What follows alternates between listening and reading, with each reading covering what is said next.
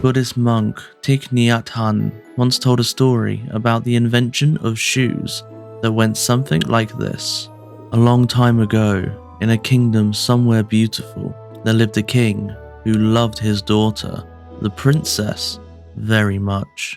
This was a time before shoes existed, so everyone walked barefooted everywhere they went. One beautiful spring day, the princess was out for a walk and stubbed her toe. She was in such pain, she hopped on one foot, cradling her wounded foot until she fell over. The village people nearby began to laugh and point. Humiliated, the princess ran to her father, the king, in tears. The king was so distressed at his daughter's suffering that he called his court advisor and demanded that the entire kingdom be covered in leather so that everywhere the princess walked, she would be protected and would not hurt herself again. The advisor was quite concerned at this command because he knew how expensive this would be for the kingdom and how unrealistic it would turn out to be. He took some time to think and came back to the king with a solution. He said to the king, "What if, instead of covering the kingdom in leather, we fashion some leather to bind around the princess's foot? That way, no matter where she goes and what she steps on, she will be protected." The king was pleased by this, and the first leather shoe was made for the princess, who walked peacefully throughout the kingdom thereafter.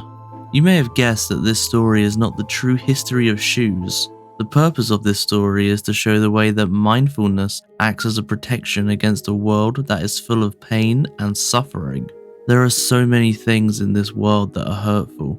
Other people's words, our own thoughts, unavoidable experiences, empathy and compassion for the suffering of others. It can be overwhelming. Mindfulness is a practice of protecting yourself from identifying with the experience.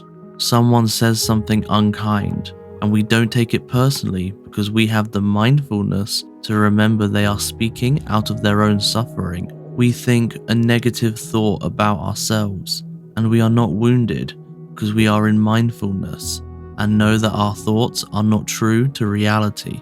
We are angry and are not hurt by our anger, nor do we hurt others in our anger, because we have the mindfulness to breathe with our anger and recognize it as a temporary visitor clouding our judgment.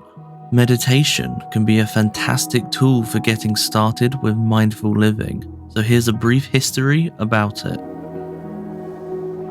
You are not alone if your first thought when reading the word meditation is an Asian man in orange robes sitting in a monastery in silence for hours on end. You are partly correct.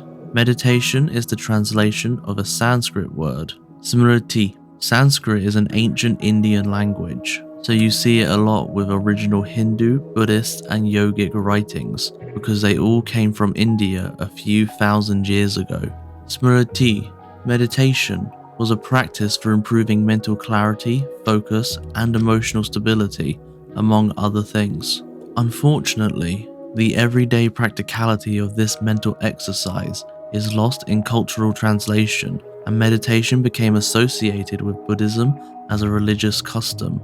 I say unfortunately, not because there is anything wrong with being a Buddhist, but because a lot of people assume that meditation is not for them, simply because it is seen as a Buddhist religious practice. Buddhism was originally developed as a way of understanding and reducing human suffering, and meditation was a primary way to do just that. Meditation is also a core practice in other religions and life philosophies, such as Zen, Tao, yoga, Hinduism, and, believe it or not, Christianity. For all these life philosophies and religions, the major tenets include kindness, patience, generosity, compassion, non-attachment, peace, and simplicity. Meditation was developed as a tool. It was never intended that the goal of meditating would be to be able to meditate. The purpose of meditating is to become better at living. Meditation is a way to cultivate relaxation, inner peace, mental clarity, focus and concentration, emotional stability, kindness and compassion, simplicity, and mastery over cravings and habitual patterns of reacting. These ideals are not exclusive to any culture or religion.